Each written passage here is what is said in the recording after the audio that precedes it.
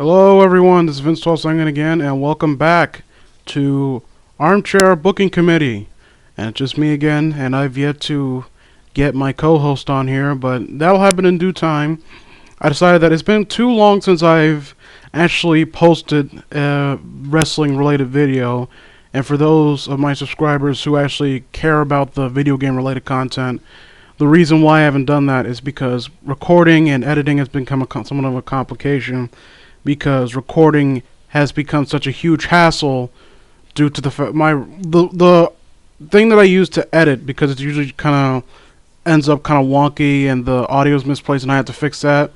It constantly freezes and I need to find a new type of program that would help me record the screen. Basically, I'm recording the emulator and I had to fit it over the thing, and you people don't care about that. If you're here right now, you probably care about what I'm actually here to talk about. Now, I'm here to talk about a number of things, like the ODF Armchair Booking Committee. It's kind of on the cuff, it's on the fly, like kind of free thought discussions and whatnot. And so basically, I'm here to talk about a certain amount of things. One of which has been on my mind since a little bit before Fastlane, and it's still on my mind, it really begs the question: is Roman Reigns, has Roman Reigns proved his legitimacy for the number one contendership for Brock Lesnar? Has he proven his legitimacy for top contender? Now, that's an interesting question, because it actually goes back to the discussion, not really a discussion, but it's always an argument that people have. Why does there necessarily need to be one top guy in the company? And that's what Roman Reigns has been. He's always been, you can tell the way that WWE has booked him since the beginning, is that he was always meant to stand out, like how certain wrestlers interact with Roman Reigns. The fact that when the Wyatt family versus Shield feud was going on, it was a very short time, but it was an awesome time to be a WWE fan.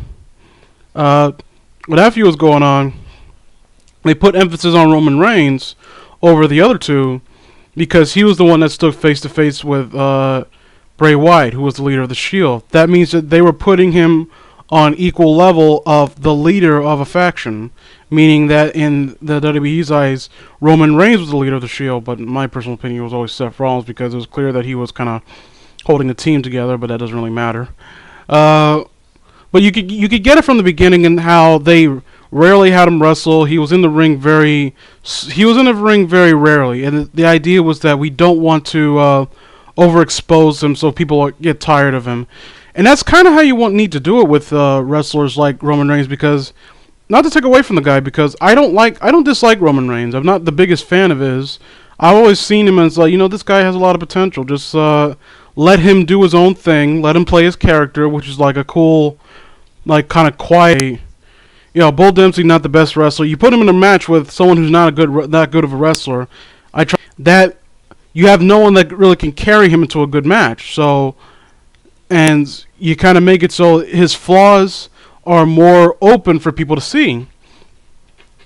So if you want a match between two people who are not keen on wrestling, they're mostly just big guy powerhouses, you got to make it into a mean guy match. Like, they're just stiffing the shit out of each other. Now, that's not really fair with Baron Corbin, because 3-time Golden Gloves champion, the guy can... That kind of gives you an indication that trying to stiff Baron Corbin probably isn't a good idea. But it had to be a stiff, hard-hitting match, and it wasn't. It was just a really slow, meandering bore fest, where at the end, despite it being a no disqualification match, the only time it actually ever came into play was when Bull Dempsey went for a chair shot, grabbed the chair, and nothing came from him, because he was in from Bull End of Days, and the crowd booed that, because that's what they wanted. When they think of no holds barred, they expect weapons. They expect it to be a slobber knocker, as Jim Ross would put it. But again, I'm getting off track, but we're going back to Roman Reigns. But the point is, you can make mistakes like that. When you put them in matches with people who can't work well with them, you run under the threat of exposing them for their limited in-ring ability. Roman Reigns is noticeably more diverse than Baron Corbin, but we haven't seen the best of Baron Corbin. I think that you're still keeping him slightly withdrawn, and he has to play the kind of juggernaut character at the moment. But for now, I think he has more potential. But we'll have to see for that. But the same goes for Roman Reigns. But Roman Reigns gets to display a little bit more of his moveset than Baron Corbin does. But still, Roman Reigns is not the kind of guy to carry a match. I mean, any emotional investment when it comes to certain matches can. It doesn't necessarily even have to be about what's happening in the ring. It would be nice if it was some good wrestling in there, but that's not always a requirement. Is the point? Like I think it's made very clear that a lot of the matches not even the matches, like a lot of the talent in ECW, like some of the more popular talents, like the Sandman he was never a good wrestler, but people got emotionally invested in the character, and they got invested in watching him just beat the shit out of people. Like New Jack was not a good wrestler, and he's a deplorable human being. But I'm not gonna rant about that again because I've ranted about that a dozen times. I don't know if I recorded it or not, but I made it clear that New Jack is just a deplorable, sickening human being to my eyes. But he was over, and I can't deny that. People loved New Jack, and he was over because the music, and he had this kind of bizarre charisma. Well, he basically had to act like himself. Like his character was that of a kind of killer who just like take you out back and kill you, but he's just gonna wrestle you anyway because he feels like it, and that's what makes him work. That's what makes him work. Like you don't necessarily need to be the best wrestler, and that would have worked for Roman Reigns. But the problem with Roman Reigns, like you can't really get invested in a character that has no character. Roman Reigns hasn't really had a chance to develop any character. And it's the weirdest thing because both the former members of the Shield, both Dean Ambrose and Seth Rollins, have gotten time to get character development. They've gotten time to kind of carve out a niche for themselves. Like the Lunatic Fringe, even though I fucking hate that. I don't know what it is. It's just WWE with their nicknames really gets under my skin, and it really gets on my nerves. But yeah, the Lunatic Fringe, which basically they're emphasizing Dean Ambrose's like over the top like smash mouth crazy nature, which they need to de-emphasize it in some aspects because like the stupid fucking psychiatrist segment really just made I couldn't even just stand. I couldn't. Again, I can't stress enough. I did not watch this on TV. I have not watched Monday Night Raw for maybe like, what was the last one? I think last week, 2 weeks ago. I can't remember when the RIP Ascension video came out. But like, I just hearing about it, and someone sent me a clip of it, and it's just like, oh my god, this is so fucking stupid. But even then, he's getting a chance. He got a new ring attire. He's got like a different entrance, different music. And you look at Roman Reigns, his character is stuck from where it from starts. As much as they try to protect Roman Reigns, like they keep him off the mic as much as they can. But oddly enough, they're also making the mistake of not taking any risk with him. You need to protect Roman Reigns if you want to make him like the next big thing. But you also need to let him experiment. You need to let him do what he's comfortable with so he can grow into the role. Like you read about it, and a lot of these his promos are like written for him by people who don't know what the appeal of Roman Reigns' character was. Like Roman Reigns initially, what got him over was that he was the cool, quiet loner. Like he talked the least. He didn't really say much. Like even the first initial interview with the Shield, where Michael Cole's sitting them down, and Roman Reigns is in the background. Michael Cole goes to talk to him. He's like, Roman Reigns, you have anything to say? He said, when I have something to say, I'll say it. And then near the end of the segment, where he's gone a while without talking, all of a sudden he cuts in. He's like, "Hey, I got something to say. This interview's over." It's like it was that established his character for me. Like he was just quiet. He kept to himself, and he was one of those guys that he so rarely spoke that when he did speak, and you hear that deep baritone voice of his, that you listen to what it captured your attention. It made a difference. I just read something. Like I'm literally like I'm on a tablet right now, like looking at certain things, and I saw this headline. Just to give you again freeform thoughts. Voice Zero Baptist Church try to picket Leonard Nimoy's funeral. Well, You know, if there's any other reason to hate them, then it's like you don't really need to try to hate you. Like we hate you enough. You don't need to try so hard. But like I was saying, uh, I'm gonna leave that to Alpha Omega Sam because that's what the video I saw that he was about to do on. Uh, Basically, well, where was I? I was talking about Roman Reigns. Yeah, they're not taking any risks with him. He comes out. He's still wearing like the Shield attire, and you know it took a while for Seth Rollins. He stopped wearing that stupid, weird-looking Power Rangers vest.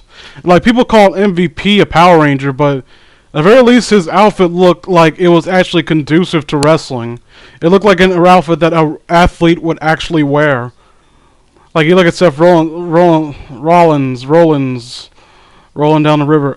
You look at his outfit and it just looks very out of place. But then you look at Roman Reigns and he's still wearing the the vest and coming out with a slightly modified version of their music. And I hate the modified version, the Truth Reigns. But again, they're not breaking from it. They're not letting him establish a character because they're like, oh well, we gotta play it safe. But the thing is, you either go all in or you go all out because you play it safe, and then you have him like write his promos for him, and they're not getting over. You don't take any change, and people are tired of the same shtick because you're writing horrible shite for him. Like for people who allegedly are being careful with Roman Reigns, you're not doing him any favors by writing his promos. You're making him speak, which speaking and writing and reading written promos is obviously not a strong suit. He is good at being himself, and that's not a statement that should be taken lightly. Certain wrestlers can't be anyone but who they are. It's like not everyone's an actor. Not everyone's Dwayne Johnson who can just fit into a role because professionally, professional trained actor. He's an actor basically. Not everyone's Mick Foley who can. Like, you ever look at one segment he had in TNA, he was speaking as both Mankind and Cactus Jack. He, like, when he's speaking as Cactus Jack, he can actually get heat on himself. That's how good Mick Foley is. That's how good he is at playing multiple people to make the next big thing. You'll never run out of potential main eventers. Never. Look all over the world. There's people, like, some underground guys or even before even grow, maybe some backyard wrestlers who have a ton of charisma that are just trying to make it on a TV. Like Russo, who, like I said, greatest wrestler to ever use the distraction roll-up as all of his finishes. No, really, Russo's cool. You look up his YouTube channel, you can see some of his matches. And this is spelled J Russo. Go look him up. He's cool, and don't pester him because he'll know I sent you. But like I was saying, the thing is, what was it? Again, wrestling is cyclical, and that means that Roman Reigns, he's going to have his time in the spotlight. You can make him your main event guy, but as time goes on, when the people start getting tired of the shtick, and when people start to grow disinterested in him, you kind of have him pass a torch to another guy, and then you have Roman Reigns regulated to keep him on top though. That's the important thing they seem to forget. You keep him as a top tier talent. He's still important to your company. Like imagine in the Attitude Era, if the emphasis is solely put on Triple H, if it's solely put on the Austin and no one else. They want to push Austin and only want no one else but Austin or The Rock. Now those guys would have been over no matter what. But the bottom line was they had talent, they had people around them that could contest with them. People look at Stone Cold Steve Austin and The Rock and even Triple H. Like Triple H was kind of over back then. And they knew that these are people that can contest with the top guy. The top guy is whoever was holding a championship. Like, and that's how you build up feuds. That's how you build up matches. Even though they had a solid upper middle card with a lot of talent that you looked at them and you say, like, a lot of these guys could be main eventers. And like, I wouldn't be surprised if such and such over here or such and such over there ends up in the main event not too long ago. But that doesn't exist today. WWE has shot themselves in the foot because their utter refusal to put more emphasis on the upper middle card or the middle card in general, so they can build up talent as potential main eventers. You need to do that. You can't just put your focus on one guy, because what happens if he gets sick? What happens if he gets injured? God forbid anything happens to Roman Reigns tomorrow. What is their plan then? Who are they going to put the emphasis on? Seth Rollins? That's not enough. Who's he going to contend with? Dean Ambrose? It doesn't work that way, because you kind of dropped the ball with Dean Ambrose when you had him lose week after week after week. He has yet to win any of his, like, I don't think he's maybe won one pay-per-view since he split up from the Shield. He had rarely any pay-per-view wins.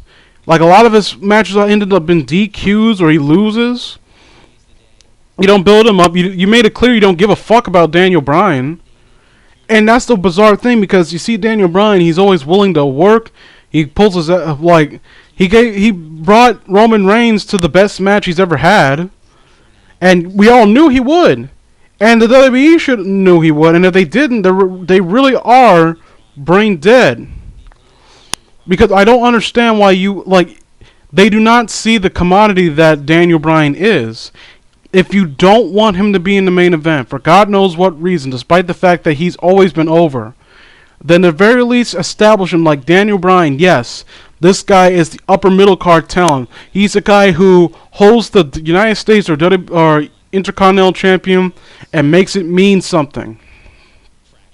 Like, people are going to be wrestling Daniel Bryan. Like, even if you have to go to the old WCW logic, have Roman Reigns face such and such in the main event. No one's going to give a shit about that. But people are going to tune into the mid-card matches because they're going to be like, there's going to be a Royal Rumble or a King of the Ring or tournament for the Intercontinental Championship. But people are fighting to get Daniel Bryan's championship. Wouldn't that be so cool?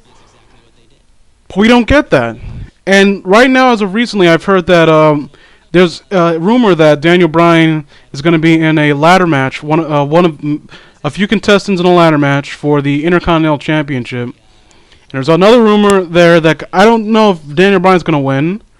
I don't know if it's best if he wins, but it would add prestige back to that title, and you could transition that into a champion versus champion match against Roman Reigns. If you want to unify the United States, like the Intercontinental and they're all the same fucking, the Intercontinental Championship with the WWE Championship, to get rid of one more unnecessary championship, fine, by all means. Although I would have appreciated it more if it would be the Intercontinental and United States Championship merged into one, but whatever. But people have raised a question. Someone's raised a question, like there could be a situation where the United States Championship, John Cena is gonna win that, and he's gonna be Daniel versus as the Intercontinental Championship versus John Cena as United States Champion. And I can't stress enough. I cannot stress enough how much I don't want to see that. Now these two can have a great match with each other. They've done it before, so it's not a foreign concept. But it's also a matter of been there, done that. I don't need to see it again. Like, there's nothing that's really changed besides the fact that Daniel Bryan is not in the main event picture anymore. It's not interesting. There's nothing emotionally that would help me get interested in this match. Everything has been said and done. John Cena respects Daniel Bryan, so why would he even want to, like, what promo can he say? Like, good luck and can't wait to see you wrestle? I was just going to pull some shit out of his ass about, oh, I'm old now. You're barely even 40. You're not even 40 yet. I think he's actually younger than CM Punk. And I didn't even know that until someone told me. I didn't know Punk was in his 40s until someone told me. Punk is like not smaller, because I think he's taller than John. But basically, like, this whole spiel, like, it's one of those they're trying to add emotional investment to a feud that really has no bearing on anything. Like, the feud started when to do that. He interrupted John Cena's promo. And yeah, it's such a huge transaction, huge crime. How dare he interrupt John Cena's promo? She should know his place. Like, at the very least, like, John said, hey, like, it's like, just politely call him out. Hey, dude, I was in the middle of this.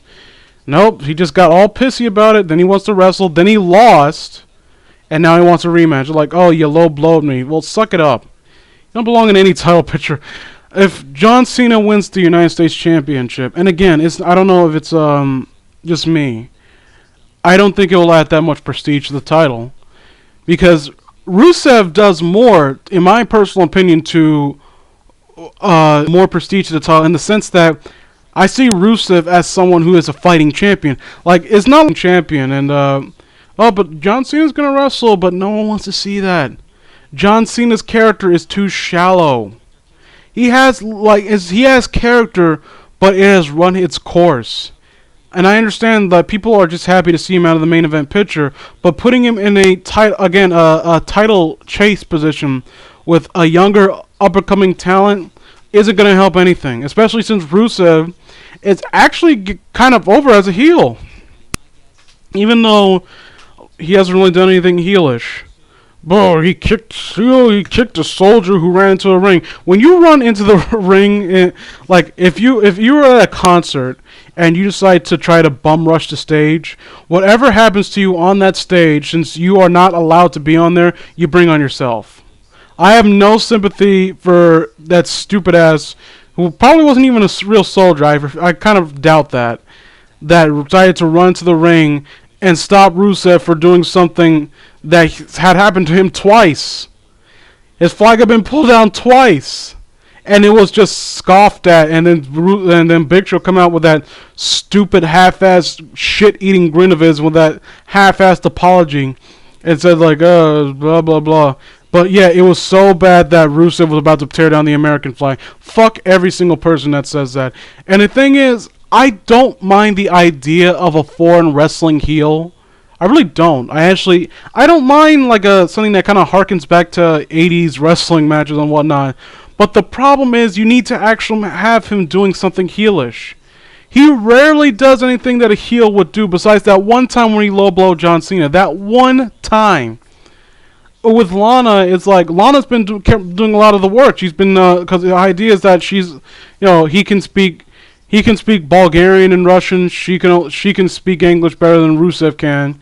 Although I'm pretty sure that Rusev can speak English rather well. Basically she's the voice of Rusev, and she has gotten over as kind of she's like basically the Russian Vicky Guerrero, where she can like incite anger and annoyance from people just by her voice. And I like Vicky Guerrero. I don't know if some people debate on whether or not she's going to get in the Hall of Fame, but I don't know if I'm really keen on that, but I think she definitely deserves credit, especially with all that shit they put her through. Like, seriously, fucked out of me, and how they treated Vicky Guerrero. But the problem with Rusev, if it were up to me, Rusev would frequently break the rules to get the victory, all while still claiming his superiority. You can't have people wanting to boo this guy and package him as an evil foreign wrestling heel if he's beating people clearly and pretty much proving that yes, Rusev is exactly as good as he says he is. He is the superior athlete because he beat these people fair and square, and now they're pissy about it. You can't contest this. He beat them fair and square in the ring. Now, if Rusev, out of all the people, it should have been Mark Henry. Should have been the first person he cheated to beat. Then in Big Show, Mark Henry, both of them. He should have cheated to beat the both of them. And the thing is, you look back at maybe the 80s or 70s. I can't quite remember when because I was a sperm then. And you look at wrestlers like the Sheik, like Abdullah the Butcher, like the Iron Sheik, and they would frequently break the rules. The only time that they would massively cheat, they would massively, usually against local talent or smaller guys, smaller time guys, just to demonstrate that these guys are still tough. But when the heat's on, they're going to break the rules in order to win because they're not sure they can win. That one instance with John Cena wasn't enough, is what I'm saying. Russo should have been a frequent cheater. If you want to be a foreign wrestling heel, you need to establish that when the heat's on, he does stuff like this. if anything, like him low blowing John Cena actually feels out of character. Like I've never seen Rusev like rake at the eyes or bite someone, or because it kind of special instance where he just like he never cheated. We rarely cheated. At times we saw Armando do something underhanded to try and when he felt nervous that Umaga didn't win. But Umaga rarely had to cheat. He was just such a reckless, just dominating force that he just bulldozed over. They call him the Samoan Bulldozer. Although I prefer Samoan Wrecking Machine, but I think they changed that because of Samoan Joe, Samoan Submission Machine. But he was just a wrecking machine, and that's what made him appealing. And I see a lot of that booking in Alexander Rusev, but not quite as strong. Like, to me, if you want to do this John Cena versus Rusev feud, the one key quintessential factor you need to do is establish that Rusev is not just a cheater, is nowhere. Kind of maybe trying to cripple him, or maybe just scoffing at him. You need like I look back at like some of Finley's like his debut match against Jeff Hardy. The one establishing context so he doesn't get hurt, but still in context you look at it and you can hear the stomp and it's still that just established that this guy is a ruthless like complete prick. Like you need to do that with Rusev in the ring. Like maybe have Lana distract the referee, and Rusev just keeps choking out John Cena in the corner. Maybe at one point, like kind of fake an injury angle where John Cena's foot, like put some emphasis on John Cena's foot because they've been putting emphasis on eye, which I think his eye was legitimately injured, but I'll put emphasis on his ankle or something. And as like the match is going on, and just Lana distracts the referee. Rusev just cockily walks over John Cena's foot, and you see him like crying out in agony. Like that's another thing that they kind of need to add to Rusev, like a layer of smugness that just makes us want to punch the motherfucker.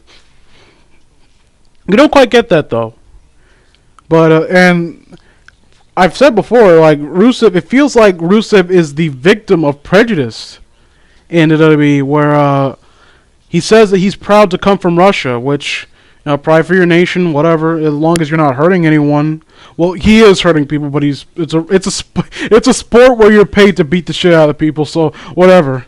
So he's legally hurting people within his job rights, and like with Daniel Bryan, and this is one of the segments I hated when Daniel Bryan came out as GM for the night.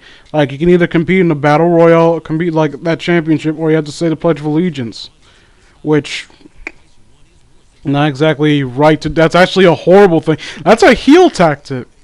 That's something that Lana should be doing. Like Lana's a GM for the night, and she has Sergeant Slaughter come out and force him to say the sing the Russian national anthem or something. That's despicable. That gets heat. But the tables have turned, and it's not like they're doing anything deep with it. Like maybe I could buy this if it was some weird deconstruction of foreign wrestling heels, like Muhammad Hassan felt like that, because the whole point of his character before the whole stupid masked men bullshit, which was disgusting, was that he was someone who was a Muslim American who was sick and tired of the prejudice he had been dealt with. Like after 9/11 happened, he said, "I am a hardworking man. I go to school. I do my job. I'm just like the rest of you, and I'm sick and tired of being profiled just because of the color of my skin. I was born in America," and it's so weird going back and looking at that and realizing the American the mindset of America. It was disgusting, and that wasn't just a wrestling thing. That was a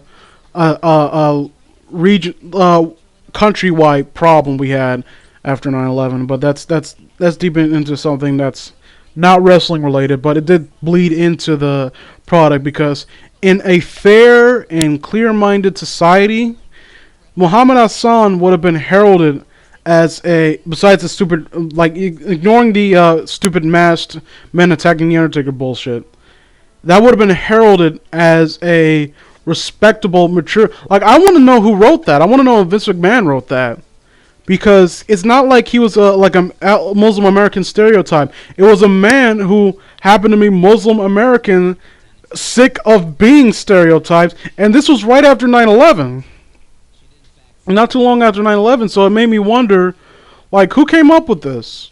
Like, that, because the character is actually quite respectable. Especially considering that mindset is actually a decently thought out and mature character. I would really like to know who wrote that, who wrote for him. And just to show you where we are in terms of a society, like, you look at go to TNA and listen to Davari, but I think he was the Sheik or Sheik something, and he was in TNA, and the first bit of his entrance music, and I learned this from what's it, the OVW? I think it's one of the not really, it's an online wrestling show I listen to. Go check them out, they're awesome. You can probably find out what I'm talking about anyway. Or if you can't find them, just look them from the way I did.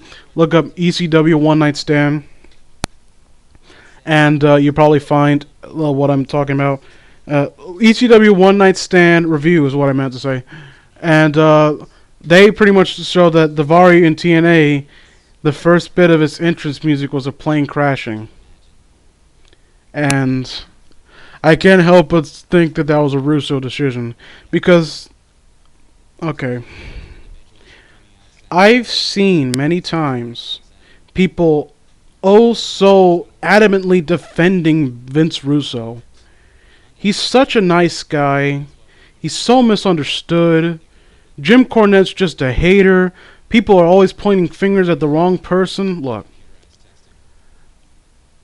Let me put it to you like this.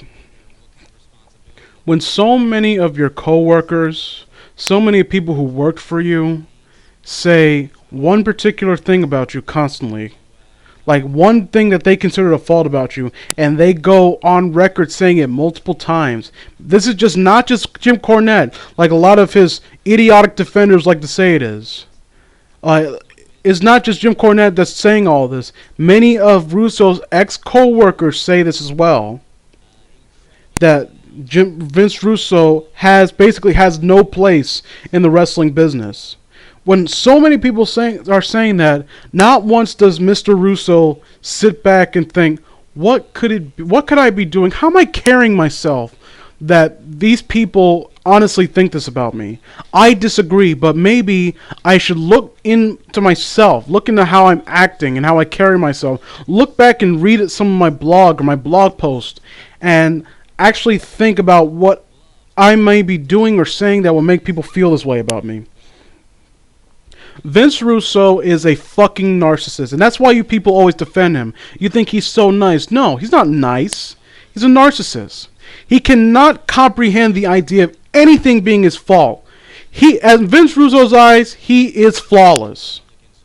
And he might say otherwise. He might come on and to say to me like his feelings are hurt, or he knows he's not false, but he's full of shit. Because I've never heard him own up to any bad decision that he's made. Any of the decisions. Like, listening to Dutch Mantel's shoot, which, go check it out. The Dutch is really cool, and he obviously knows what he's doing. He's a legendary booker in Puerto Rico. He knows his shit. That, it was all Dutch's fault with, the stuff in TNA. Like, really? It's Dutch's fault. And he basically, one of my favorite quotes is, from Dutch, basically saying, no one ever chanted my name, fire Dutch, fire Dutch. It was always Russo. People blame Russo because it's directly his fault. You can take all the praise you want for every single this thing that people equate your success to, but you can't take any of the faults. It doesn't fucking work that way. Vince McMahon will always be credited for revolutionizing the wrestling business, for being one of the best bookers at the time, for having a revolutionary and idea with how to take it, of being able to monopolize wrestling and turning it into a multi-million-dollar corporation. He'll always be able to take that, he'll take that praise to his grave, but he'll also take the criticism of making bad decisions, of being out of touch with the current product right now, of burying talent and not giving them a chance, of writing horribly written shows and horrible promos, disgusting promotional tactics, disrespecting the greatest wrestling commentator in the history of professional wrestling. And while he might deny that, at some point, you actually hear in Vince McMahon, he owns up to some of it. And that's one of the things that separate Russo from McMahon. They can own up to some of their stuff. Russo can't. Russo can't own up to a single fucking thing that comes out of his mouth. And the reason why I'm so upset about this right now is because, and again, it's not, and I'm not saying this isn't true. I'm just going to go on right here and look at it again. So give me 1 minute, 1 second, uno momento, approximately, exactly 1 second. Time's up, sorry. I'm going to look this up again. Because I was looking up news, because I'm looking up news about Vince, because I heard something about Vince Russo. And I was curious to what, I'm always interested in reading about this guy because this guy perplexes me with how fucking stupid he is. Okay, here it is. No more. First of all, this article on pyroandballyhoo.com/wrestling/Meltzer. And it's right here. But posted by Vince Russo himself in Russo Rants Wrestling. Meltzer is at it again. After I called Dave Meltzer out last week about his false story claiming that I was in talks with Lucha Underground to join their organization, that's exactly why I was going to LA. Though the email Meltzer sent me 3 scenarios that his reliable sources, quote unquote, told him that he would be would go. His reliable sources told him would go. Wait, let me read this because I don't know this. Though an email Meltzer sent me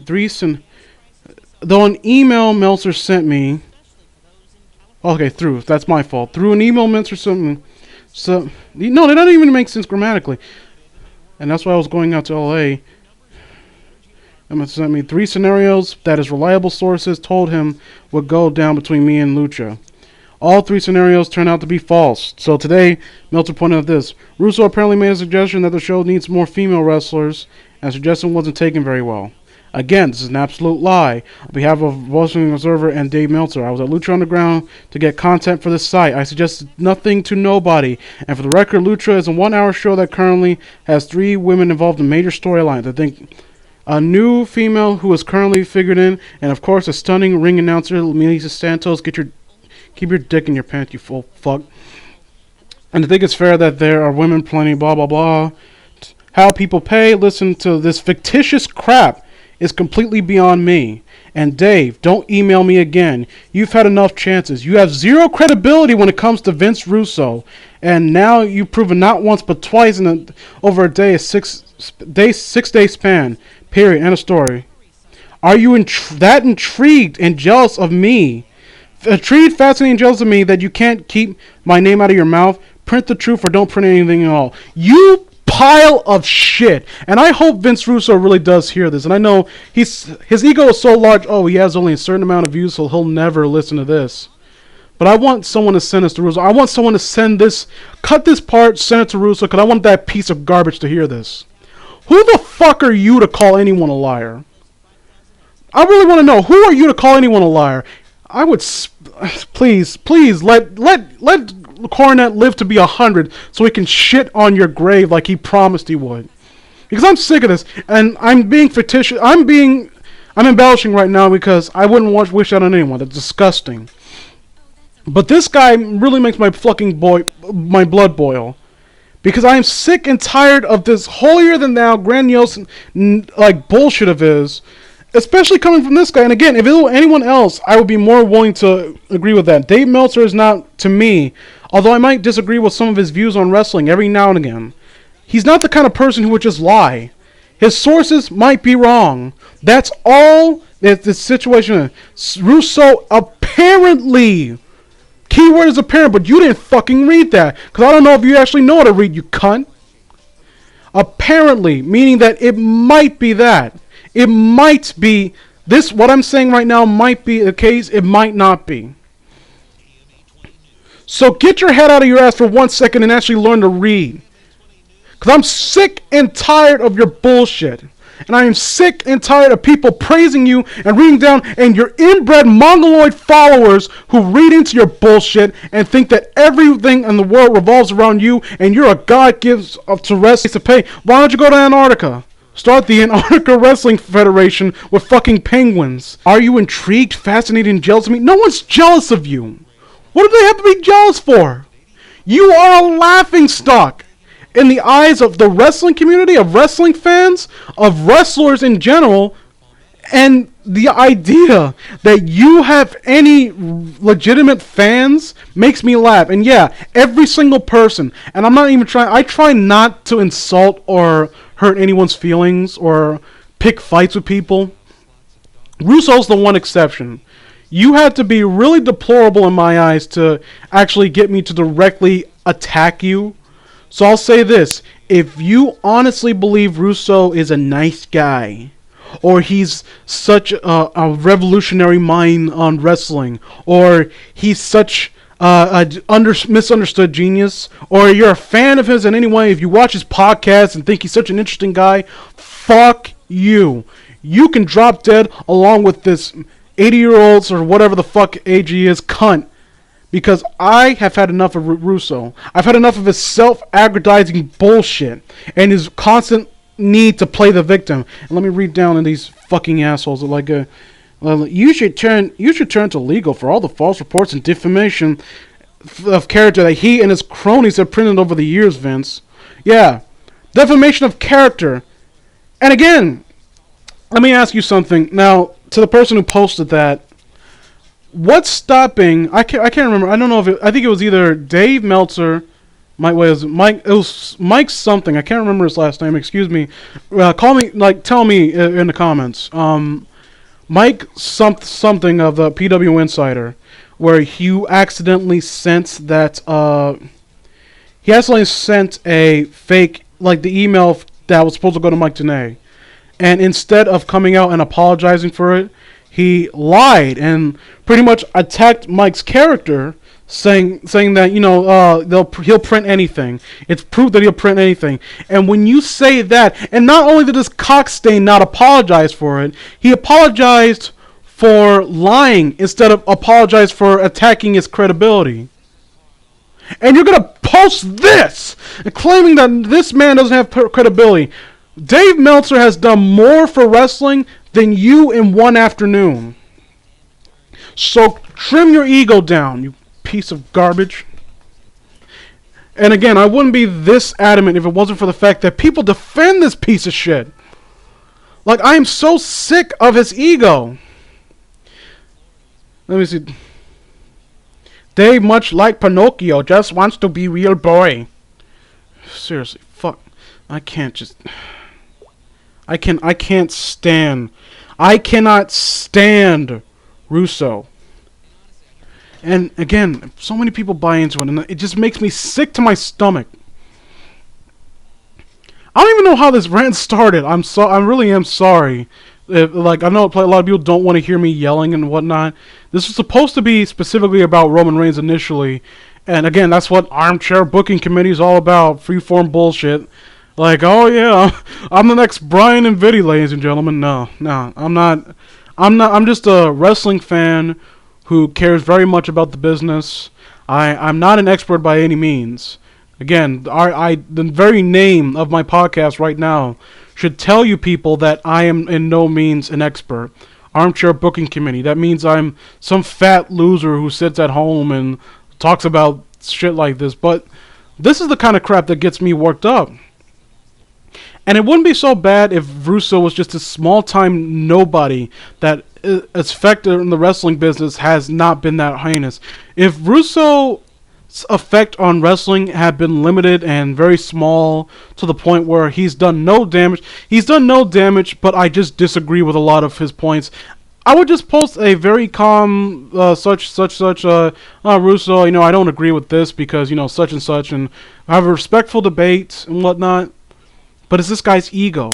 He thinks himself a benefit and universal good on wrestling as a whole. And it's funny considering that he have a strong disdain towards wrestling and wrestling fans. Which is bizarre. You credit yourself as one of the best things that happened to wrestling, and don't ask him. And if he says otherwise, he's full of shit, because that's how he feels. You credit yourself as this great thing that's one of the best things that ever happened to wrestling, this revolutionary mind, and yet you bury the product constantly. You hate fans, except the ones that don't kiss your ass. You love the ones that kiss your ass.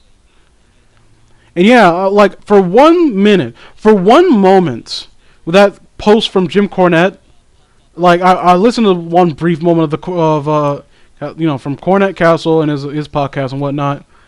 For one moment, I felt sorry for Vince Russo because he was trying to make good with Jim Cornette and pretty much say, let's talk to each other like adults and whatnot.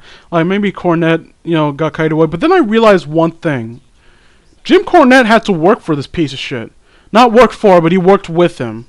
He worked with him for a long time, and I think that's a fact that a lot of people ignore, because some of Vince Russo's mouth-breathing piece of shit fans actually think that all of the hostility from the wrestling business stems from jealousy of Vince Russo's success. And if you honestly feel that way, you're a fucking moron and you're lying to yourself. You're an even bigger moron than Russo. It's the question: who's the bigger fool, the fool or the man following the fool?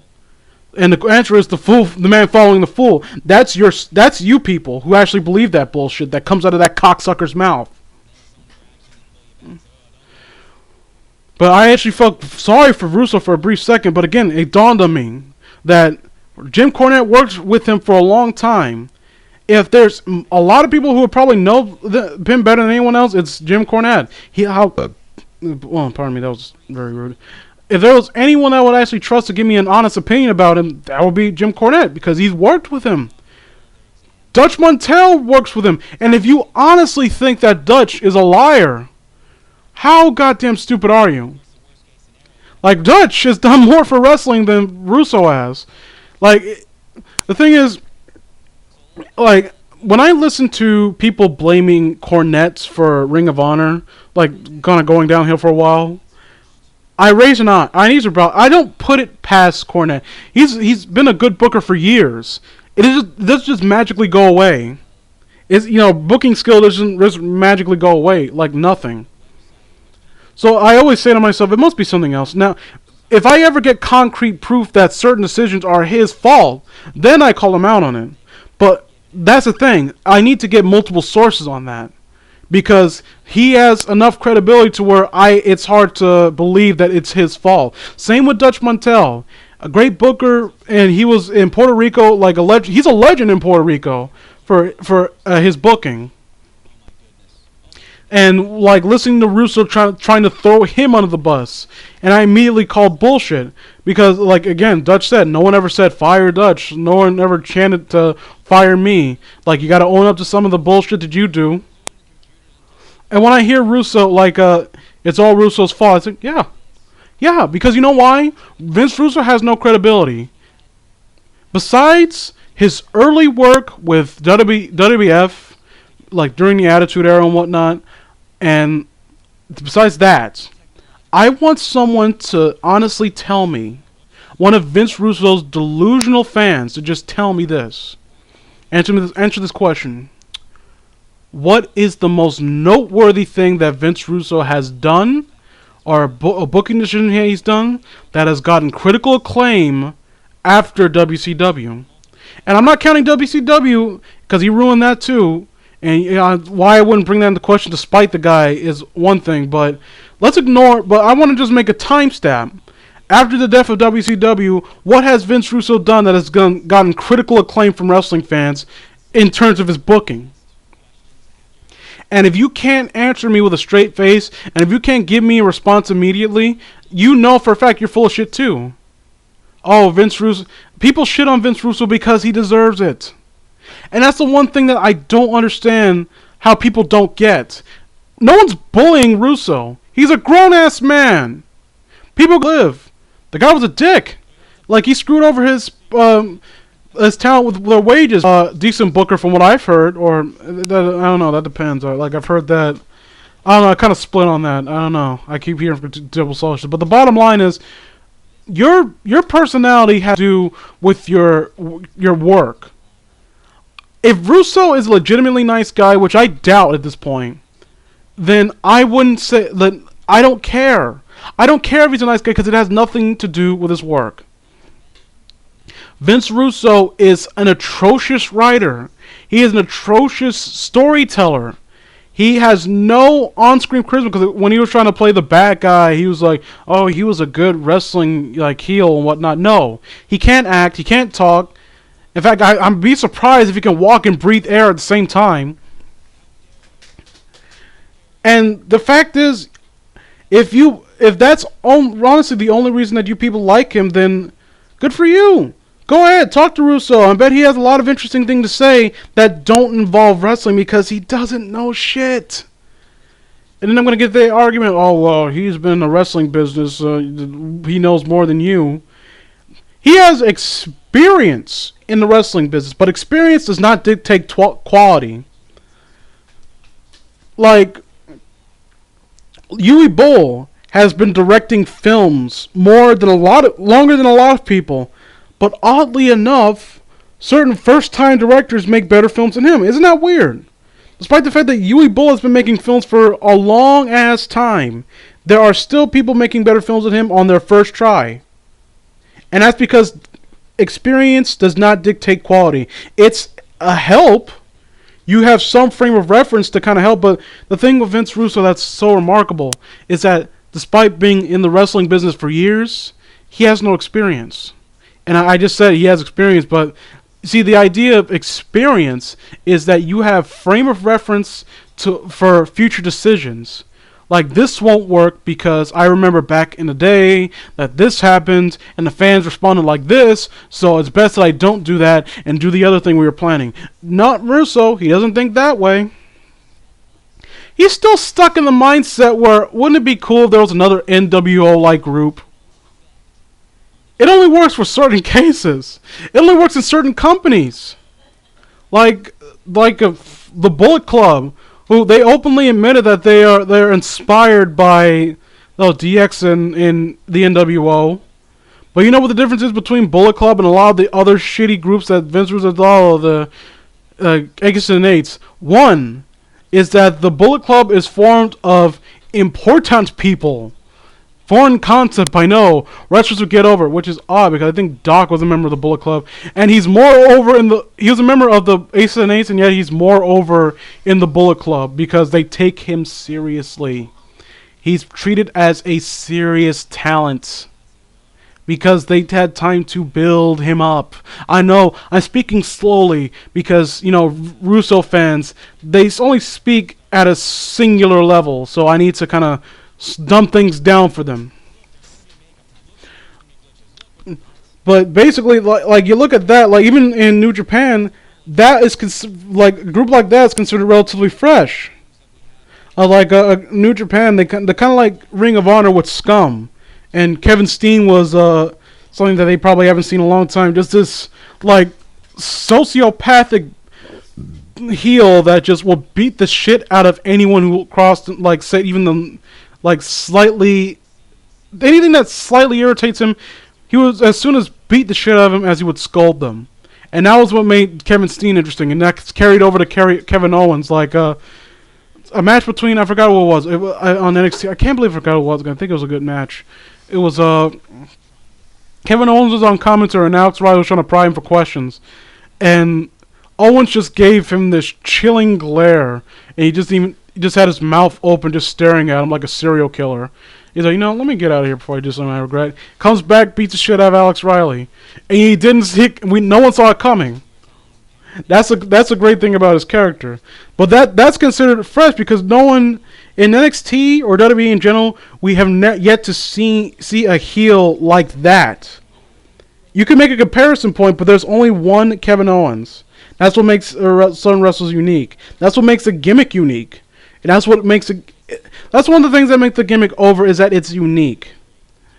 Like, you look at WWE and you see someone like Fandango, and it's like, Fandango wasn't unique because we saw it before in Disco Fever, and Disco Fever sucked. And Disco Fever was a stupid gimmick that was mildly entertaining for the few times we saw it, and then it stopped. It got stupid. Same thing with Fandango. But if it were up to Mr. Russo, Fandango would probably be world champion by now. Like, the fact that Russo still defends his decision to put the belt on Arquette shows that this guy does not learn from his mistakes. It's not his fault. It's not Arquette's fault. Standards and practices, blah, blah, blah. I'm done with Russo. I want to talk about something else. I'm going to talk about anything other than Russo because I've dedicated like 30 minutes to ranting about him. And again, I apologize to people who came for something else because, again, this shouldn't be an overtly negative podcast. But then again, armchair commentary, blah, blah, blah. So, it's going to be somewhat negative. I'll say that much. By the way, I would like to say right now, and it's going to be in the description anyway, kudos to Alex Linkowitz for providing the image for my podcast, made in MS Paint, which is an odd thing to quality to say about him. Alex Linkowitz probably one of the best MS Paint artists out there. But yeah, he made the logo for me and made another logo with a chubby Daniel Bryan looking fellow on the couch. But I think it fit perfectly. I saw it and I loved it immediately. So thank you, Alex, for watching this, for making the logo. And most likely he's not going to watch this because I know he doesn't give two shits about wrestling. But I just wanted to say that real quick. So what's on the agenda today? What are we what else can we? Again, one of the points I would like to also talk about. I would like to say if you have any like questions or comments that you can put down, you can ask me more than one question if you want. Like I'll probably, if I get to enough people on board with this, then I will regulate it to 3 questions per person, and I'll try my best to answer them all. But for now, since there's only a certain amount of people, maybe 1 or 2 people that are gonna actually comment on this video, by all means, send me your questions, as many as you want. I'll try to answer them to the best of my ability. I'm not gonna. Don't ask me questions. Opinion-based question is what I'm asking for too. I'm in no way an expert. I don't know a lot of about wrestling history. I know enough to where I have a frame of reference to some certain decisions that I know will be universally a bad idea in some instances, but not enough to where I can equate myself to in any way an expert on the product. But any opinion-based question you want to ask, by all means, send it to me. Just off something that we could talk about, the Divas division, is it improving? No, it is not. End of story. No, but in all seriousness, let's talk about this. Last week on, I think it was Monday Night Raw or last night, I can't quite remember which one it was, because they're all the same. Paige, Emma related in a match. A 30-second match. Why don't we bring Kelly back? Or, just bring Kelly back and give her the Divas Championship again. Because they might as well, They might as well just do that with Kelly, bring her back. Because 30-second matches, that'll be perfect for Kelly. This is that era of booking. Those were dark times for the Divas division. Those were when there was no hiding the fact that Divas matches were only meant for and regulated to piss breaks. And that's basically what it is now. You look at it and I see Divas match, piss break, time to get up. I see Paige come. You remember how excited everyone was when the Paige debuted on the main roster? She came out, confronted AJ Lee, and they had a potential feud going on. And then it got really fucking old. And then people stopped caring. Now people see Paige, who was one of the most exciting women's wrestlers in NXT. She was the anti-diva. Remember that? She was threatening. She was kind of a beat the shit out of you style of wrestling. And now she's just another diva who just happens to be very pale. And very hot. I think everyone's made it clear that Paige is hot. Yes, she is. But I don't really care about that. I don't really care. Looks are not the most important thing to me. But I will say this, Miss Kia Stevens, please lose weight. And I don't mean that as an appearance thing. I mean that for your health because, I saw you lost all that weight, and I don't know, you seem to pack it back on. And again, I don't care if Kia Stevens retires tomorrow. I mean, that would suck for me as a fan. But if you're gonna retire, try to lose weight because we want to keep you around for a long time because we love you, Miss Stevens, and I don't want to see you pass away at a young age because weight is not something that you want to carry for the rest of your life. I'm only 22, but still love you, Miss Stevens. I hope I didn't offend you if you ever see this. But yeah, but appearance doesn't really matter to me unless it hinders the performance of the wrestler in the ring. If a woman is considered like, you remember? Let me look that up. Like, she was quite robust, to say the least. But she was a fucking monster. Like, everyone remembers her as just this big, like, beast of a woman in the ring. But when she got into WWE, she became Queen of the Trailer Park. Rhonda Singh. That's what it is. Rhonda Singh. Monster Ripper. What's her name? Canadian, really? She does not look like... I don't know. I look at her and I see Asian for some reason. Yes, Rhonda Singh. Like a huge fucking beast in Japan. I think she was probably Aja Kong before Aja Kong, if I think correctly. Or she was quite applicable or comparable to Aja Kong. But they don't. But you can't really make that comparison anymore because they just treat her like it was nothing again. Well, yeah, sit up. Okay, she was Awesome Kong before Awesome Kong. Yeah, sit up, powerbomb and splash. Like, yep, yep. That's pretty much. Was there any woman that deserved to go into the Newsletter Hall of Fame? I think it was her. Not the WWE Hall of Fame because it's going to be the same thing with them adding Rikishi's ass to the Hall of Fame. And make no mistake, Rikishi's ass is what's going in the Hall of Fame, not Rikishi himself. Because look at that fucking package. They put more focus on Rikishi's ass than they did CM Punk's ass for that stupid video they posted up. Do I think Punk is lying? I don't care. But back to the Divas. Let's talk about the Divas. Okay, what can be done to improve the Divas division? First off, take the titles off the belt. I don't know which one's holding it. I don't care. Put more emphasis on the storylines in the Divas division that does not fucking revolve around Total Divas.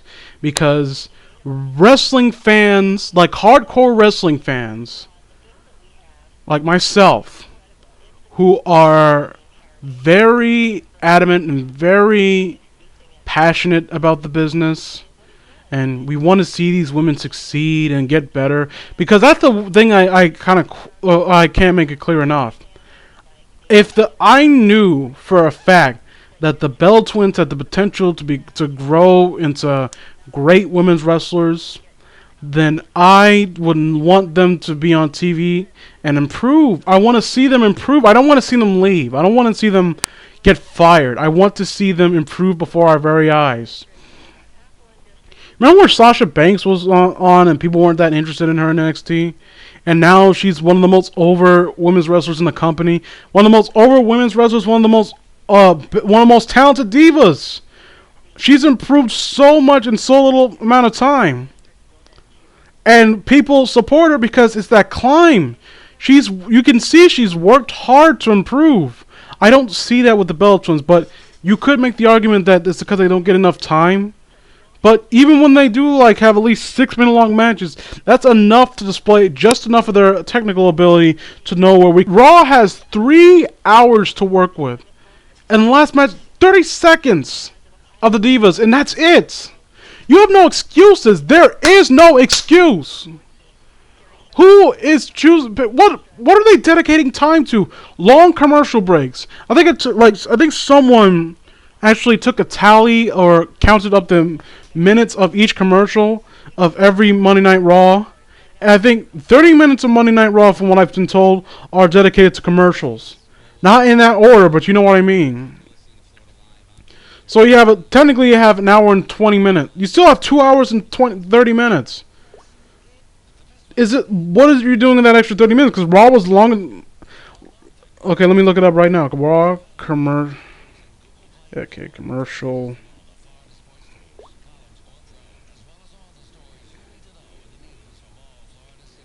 Raw. WWE Raw commercials. But as I'm doing this. Oh, Raw next week. Raw will be commercial free for the first time. I don't give a fuck. Eat my shit. Oh yeah, right here. Let's see. And this is from last year, but I had to say this. More than 1/3 of last night's Raw, 3-hour Raw, was commercials. More than 1/3. My God, that was in August. That was posted on August 2006 of 2000. Oh, sorry, August 26th of 2014. I don't know what the fuck's wrong with me today. But am I not seeing a problem here? You really can't dedicate some of that time, even the time that the extra commercial length. Do you really need to like subtract the amount from Divas matches? What are you using for that spot? Like in the terms of matches that we actually see, they're so few and far between. It's become almost as bad as TNA. Someone actually counted once. In a 2-hour program, there was only or 1-hour program. I can't remember. Only 5 minutes of wrestling, and then Mr. Cocksucking Russo actually went on. And it's like, oh, what kind of stupid person will count on the minutes of a fake wrestling program? Eat my shit, and I hope you choke on the corn inside, you piece of garbage. But I can't even hate on I can't even complain about Russo doing it because now WWE's doing it, and they have no excuses. It's not even a matter of a rest. Like this is a thing between the writing staff. This isn't a writing staff decision. This is an executive decision. Though I don't think the writing staff necessarily controls the booking. I think they control they basically control where the progression of each wrestler's character by essentially thing and a storyline where they can go. But like, who is deciding this? I really want to know. What can be done to improve the Divas division? Give them longer matches. Take the best thing to do, I think, is important to just take them off TV like the Bell Twins off TV for a while. Like drop the belt, let them drop the belt to Paige, have them away for the train for a while, then come back and surprise everyone with how good they've gotten over time. It's not like the Bell Twins aren't athletes. Apparently, they've been playing soccer, so they. That doesn't equate to being able to wrestle well, but that does mean that they're used to some level of physical exertion. It's not like they need to be protected to the point where they can't wrestle at all. Because even if you were to give the Bell Twins, like, extra time and just, like, 5-minute long, like, 10-minute long matches on each night, and I don't like the Bell Twins, but that would still be a step up. That would still be going in the right direction for the Divas division. Because that shows that you're getting incentive, and the Bell Twins, in that amount of time, can look out to the crowd, see what's not working, see what's not getting over, and see what's not getting over and whatnot. Because right now, and the weird thing is, I don't think the Bell Twins actually know what it means to get over on the crowd. I don't know if the Bell Twins have ever actually like been cheered direct. And I'm not insulting them because I make that very key. I made it kind of a habit to insult the Bell Twins whenever I can now. But have you ever considered that the Bell Twins don't actually know what it means to actually get over? Like when's the last time the Nikki or Brie have come out and were acknowledged with a huge pop? And they kind of worked Stip's Brie Mode horrible song. And that's stupid. What does Brie Mode even mean? Oh no, she's doing moves slightly faster. Ooh. Yeah. I just don't understand. I don't understand. There's a lot of things I don't understand, but WWE booking is like trying to solve a Rubik's Cube blindfolded. It just not beneficial to anyone involved. I'm getting tired now because I'm not used to speaking at this length about certain things. Like probably need to get my co-host on here at some point. Someone can make a counter for every time I've gone and you probably make that into a drinking game with my podcast. Like take a shot every time you do that. And I'm warning you right now, when you die, I'm not paying for shit. So, I think I can wrap it up to this point. This has been a successful podcast tonight. This is officially the first episode because I've been trying to do this for an hour and 30 minutes to actually reach the appropriate length, but I'm not smart nor am I clever enough to do so. But I will say this. Hashtag fire Russo. He's not employed. I think he gets money from selling merchandise. If you buy anything that this man makes. If you buy a t-shirt. I like to see, are there Vince Russo t-shirts? I want to know that. I would like someone to send me one just so I can use it as toilet paper. And then post something about it on like Tumblr or something. That'd be fun. Am I really so stupid and spiteful I do that? Yeah. Yeah, I am. Because I want Vince Russo to tell me, oh, who would go out of their way to be so disrespectful and just bask in the irony. So, again, if you have any questions, again, Penny Grace questions, even any comments let's leave a comment. I encourage you people to try to talk to me. If you disagree with a lot of my points, by all means, I like having a good debate. I mean, I'm not here to kind of get anyone to agree with me. This is just me expressing my opinion. If I upset you about what I've said about Vince Russo, then I don't care. And that's the one people fan base I will target out and call out on, and that's Vince Russo's fans. Do not try to change my mind about Russo. I've seen enough. I've heard enough. I know. I've seen his podcasts. He's full of shit. You will not convince me otherwise. But if you think that I'm too hard on Vince Russo, some of the people who aren't really fans of his, but if you can make what you believe is a fair, solid defense, by all means, let me hear it. I'll be as respectful as possible.